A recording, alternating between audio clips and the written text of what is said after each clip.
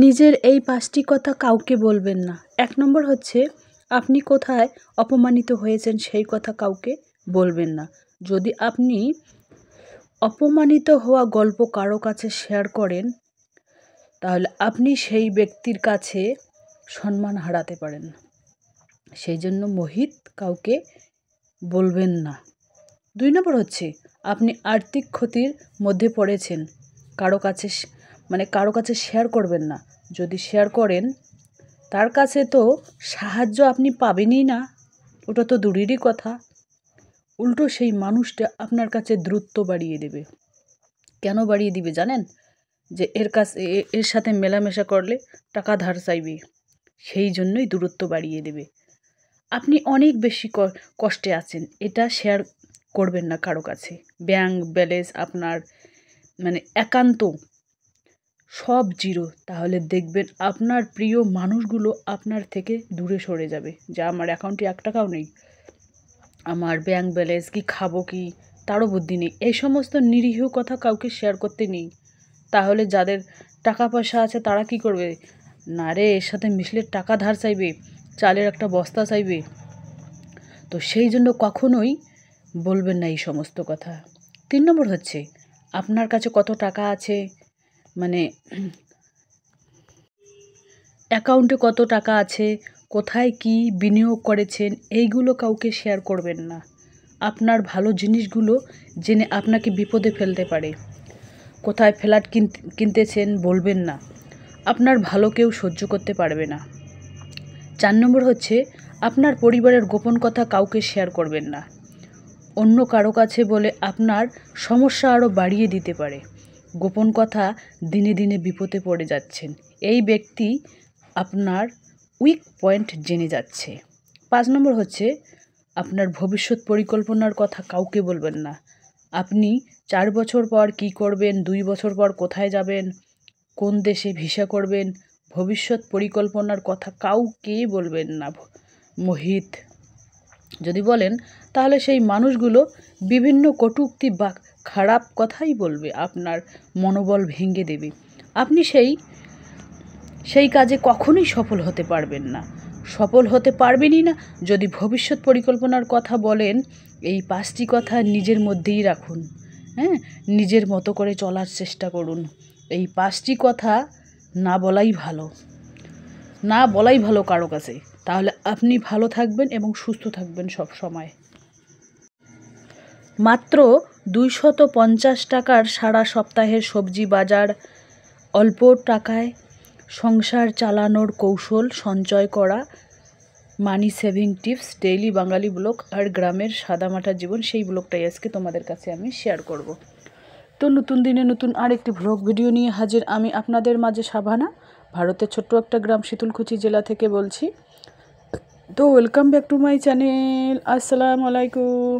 তোমরা সবাই কেমন আছো? আমি আশা করি তোমরা সকলেই ভালো আছো। আলহামদুলিল্লাহ আমিও ভালো আছি, আর আমার পরিবার পরিজনদের নিয়ে আলহামদুলিল্লাহ আমি ভালোই আছি।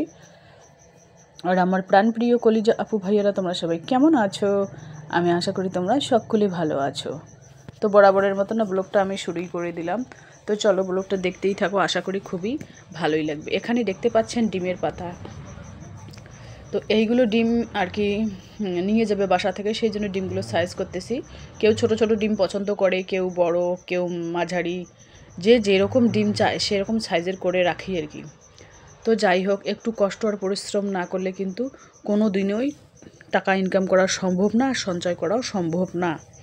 মাত্র ২৫০ টাকা সারা সপ্তাহে সবজি বাজার, অল্প টাকায় সংসার চালানোর কৌশল, সঞ্চয় করা, সেই ব্লগটাই তোমাদের কাছে শেয়ার করব। এই যে দেখতে পাচ্ছেন এখানে ডিম, এই ডিম কিন্তু আমরা সপ্তাহে আমরা 5 দিন ডিম খাই। 2 দিনই আমরা ওই পোলট্রির মাংস বা মাছ খাই, রুই মাছ খাই। কিন্তু রুই মাছ আমার মতে কি বলে জানো, রুই মাছ বরফ দেওয়া থাকে, আবার পোলট্রি নানান ধরনের ভ্যাকসিন দেওয়া থাকে, ওইগুলো কিন্তু শরীরের পক্ষে একেবারে ক্ষতিকারক। বড় থেকে বড় রোগ হয় কিন্তু ওই পোলট্রির মাংস খেলে। সেই জন্য আমরা পোলট্রির মাংস খুব কমই খাই। সপ্তাহেও কোনো দিন খাই, কোনো দিন 15 দিনও খাই, কোনো দিন 1 মাসেও খাই, মানে ধীরে ধীরে কমিয়ে দিচ্ছি। তো যাই হোক, তোমরাও চাইলে এরকমভাবে অল্প পুঁজিতেও ব্যবসা শুরু করতে পারো, ঘরে বসেই ব্যবসা শুরু করতে পারো। কেউ যদি ডেলিভারির জন্য ডাকে, ব্যাগের সাথে ডিমও নিয়ে যাই, যদি বলে যে 2 পাতা বা 5 পাতা নিয়ে আসো, তখন নিয়ে যাই আর কি। আর যখন না বলে তখন আমি ঘরের থেকেই এই ডিমের ব্যবসাটা শুরু করি। নিজের যতটুকু ডিম হয়, আবার অন্যের ফার্ম থেকে মুরগির ডিম, হাঁসের ডিম নিয়ে এসে বিক্রি করি, ওখান থেকে কিছু মুনাফা হয়। যাই হোক, 10 টাকা তো চলে আসে। সংসারের কাজ সামলিয়ে যদি এভাবে ইনকাম করা যায়, একটা ঘরের বউ যদি প্রত্যেক মাসে 2000ও যদি ইনকাম করে, সে 2000 কোথা থেকে আসবে বলুন? তো সেই আর কি। তো অল্প টাকায় সংসার চালানোর কৌশল তোমাদের কাছে শেয়ার করি। অল্প টাকায় কীভাবে সংসার চালাবেন, বুদ্ধিটা খাটাতে হবে অল্প টাকায়। দেখুন, অল্প টাকায় আমি কিভাবে সংসার চালাই, যেখানে লাগে, মনে করো সদস্য সংখ্যা যদি 4 জন থাকি আমরা, তো আমি সেখানে 3টে ডিম রান্না করব, বা 2টো ডিম ভেজে দিলাম, বা অন্য কোনো সবজি বানিয়ে দিলাম। তো 4 জন মানুষ আমরা, তো 2টো ডিম সেভ থাকলো, কিন্তু 2টো ডিমের টাকা মানে সঞ্চয় হইল কিন্তু। তো যেখানে 500 গ্রাম আলু রান্না করতে লাগে, সেখানে আমি 250 গ্রাম দিয়ে চালিয়ে দিলাম। তো এইভাবে বুদ্ধি খাটিয়ে সংসার খরচ থেকেই কিন্তু অল্প টাকায় মানে টাকা সঞ্চয় করা যায়, যদি আমার মতো বুদ্ধিগুলো করো তোমরা। তো যাই হোক, এই যে কাপড়গুলো ধুয়ে দিয়েছি, হাজব্যান্ডের অনেক সোয়েটার টোয়েটার, ওইগুলো আগের পুরানা জামা ছিল, সেগুলো ধুয়ে দিলাম। ধুয়ে দিয়ে আবার ওইগুলো গুছিয়ে ওই লাল রেকের মধ্যে রেখে দেবো। না হলে হাজব্যান্ড আবার বাসায় এসে বলবে, হ্যাঁ তোমার কাপড়গুলো গুছিয়ে রেখেছো, আমারগুলো কই গোছাইছো? সেই জন্য ছেলের রুমে ছেলের কাপড় থাকে, মেয়ের রুমে মেয়ের থাকে, আর আমার রুমে হাজব্যান্ডের আর আমার কাপড় চোপড় থাকে। তো সেই জন্য ভাবলাম যে না, মানে তুলে এনে রেখে দিয়েছিলাম চেয়ারের এক কর্নারে। তো ভাবলাম যে না, এক সময় বসে বিছানার মধ্যে বসে গুছিয়ে রেকের মধ্যে রেখে দেবো আর কি। তো এই কাপড় চাপড় গোছানোর ক্ষেত্রে কিন্তু আমি বিছানায় বেশিরভাগ করে থাকি। আরামে বসে কাজ করতে খুবই ভালো লাগে, যে কাজটা যেখানে মানায় আর কি। দাঁড়িয়ে থেকে অত ধৈর্য আমার নেই যে দাঁড়িয়ে থেকে এতগুলো, হ্যাঁ দাঁড়িয়ে থেকে যখন গোছাই, 1-2টো কাপড় থাকলে দাঁড়িয়ে গোছাই। যদি একেবারে এক ধামা কাপড় চোপড় দেখি, তখন কিন্তু আমি দাঁড়িয়ে থাকলে আমার রুমে কিন্তু খুব মশার উপদ্রবে আমি আর কি বসেই আর কি কাপড় চোপড় গুছিয়ে রাখি।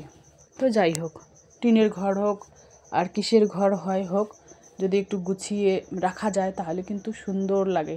তো ওখানে চা বসিয়ে দিয়েছিলাম, তো এখন চা হলো। তো চা খেতে খেতে আর কি কাপড় চোপড়গুলো আমি গুছিয়ে নেব।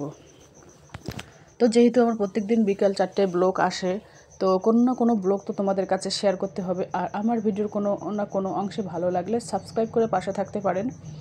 আলহামদুলিল্লাহ, আমার চ্যানেলের মনিটাইজেশন শুরু হয়ে গেছে, আর্নিং শুরু হয়ে গেছে। তো যাই হোক, দোয়া করবেন গুগল অ্যাডসেন্স লেটারও যাতে এসে যায়। $10 জমা হইলে তবে তো লেটার আসবে। আর ফার্স্ট পেমেন্টও যেন অল্প দিনের মধ্যে আমি পাই, সবাই দোয়া করবেন আর কি।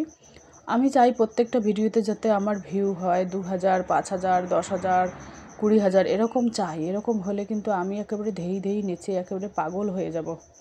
কি বলবো, অনেক দিনের ইচ্ছে আমার যে ইউটিউব থেকে ইনকাম করব, কিন্তু সেই ইচ্ছাটা তোমরা যদি আমাকে সাপোর্ট করো, উপরওয়ালা যদি একটু সাপোর্ট করে তাহলেই সম্ভব।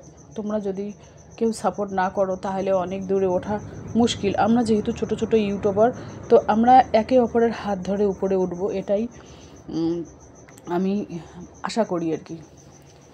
তো এই যে দেখুন, এবার গোছানো হয়ে গেছে। আমার কিন্তু অনেক দিনের ইচ্ছে যে আমি ইউটিউব থেকে ইনকাম করব, বাড়ি করব। সবার প্রথমে বাড়িটাই করব। বাড়িটা আমার খুব নর্মাল হয়ে আছে, এটাই। বৃষ্টির দিনে একেবারে বসে থাকতে হয় রুমের ভেতরে, ওই মানে ধান উষা হাঁড়ি নিয়ে বসে থাকতে হয় যে কোন পাশে পানি পড়ে কোন পাশে না পড়ে, এরকম পরিস্থিতি ভালোই লাগে না। আর এপাশে টিন ফুটো হয়, ও পাশে টিন ফুটো হয়, এই সমস্ত ভালোই লাগে না। আমার বাড়িটা যদি আমি নিজে ইনকামের টাকা দিয়ে করতে পারতাম তাহলে আমি খুব খুশি হতাম। তো যাই হোক, আজকের ব্লগ এ পর্যন্তই। ততক্ষণ তোমরা সবাই সুস্থ থাকো, সাবধানে থাকো। টাটা, আল্লাহ হাফেজ। তো যাই হোক, সবজি বাজারটা তোমাদের দেখানোর কথা ছিল, তো এখানে সবজি বাজারটা আর কি এড়িয়ে গেছে। সবজির ব্লগটা তোলার ইচ্ছে ছিল, মানে করার কথা ছিল, কিন্তু ভুলবশত আর কি সবজি বাজারগুলো মানে দেখাইতে পারিনি, ভুলেই গেছি আর কি। মানে কন্টেন্টে তো লেখাই আছে সবজি বাজার, সেজন্য সবজি বাজারটা তোমাদের দেখাতে পারলাম না। যাই হোক, একটু লিস্ট করে নিচ্ছি আর কি, কী কী শর্ট আছে মুদিখানার বাজার বা কাঁচা বাজার, কী কী শর্ট আছে সেগুলো একটু খাতার মধ্যে লিস্ট করে নিচ্ছি। লিস্ট করে নিলে আনতে খুব সুবিধা হয়। তো যাই হোক, আমি কিন্তু এভাবেই আর কি ব্লগ করতে ভালোবাসি। তো আমাকে কেউ সাপোর্ট করে না, ছেলে মেয়ে হাজব্যান্ড কেউ সাপোর্ট করে না যে হ্যাঁ এখান থেকে ইনকাম করতে পারো না, বেকার টাইম নষ্ট করতেছো। আগের চ্যানেলটা এভাবে আর কি নষ্ট হয়ে গেছে, কেউ আবার কেউ আমাকে নিয়ে ভরসা পায় না। তো আজকে রান্না হচ্ছে কি পোলট্রির মাংস। চলো টাটা, আল্লাহ হাফেজ।